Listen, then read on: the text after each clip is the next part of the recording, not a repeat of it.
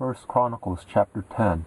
Now the Philistines fought against Israel, and the men of Israel fled from before the Philistines and fell down slain on Mount Gilboa. The Philistines followed hard after Saul and after his sons, and the Philistines killed Jonathan, Abinadab, and Malchishua, the sons of Saul. The battle went hard against Saul, and the archers overtook him, and he was distressed by reason of the archers. Then Saul said to his armor-bearer, Draw your sword and thrust me through with it, lest these uncircumcised come and abuse me. But his armor-bearer would not, for he was terrified. Therefore Saul took his sword and fell on it.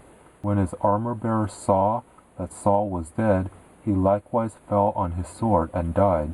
So Saul died with his 3 sons, and all his house died together. When all the men of Israel who were in the valley saw that they fled, and that Saul and his sons were dead, they abandoned their cities and fled, and the Philistines came and lived in them. On the next day, when the Philistines came to strip the slain, they found Saul and his sons fallen on Mount Gilboa. They stripped him and took his head and his armor and sent into the land of the Philistines all around to carry the news to their idols and to the people. They put his armor in the house of their Elohim, and fastened his head in the house of Dagon.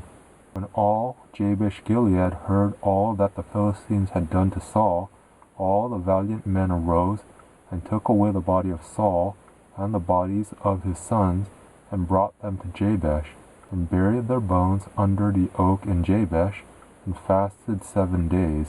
So Saul died for his trespass which he committed against Yahweh, because of Yahweh's word which he didn't keep, and also because he asked counsel of one who had a familiar spirit to inquire, and didn't inquire of Yahweh. Therefore he killed him, and turned the kingdom over to David, the son of Jesse.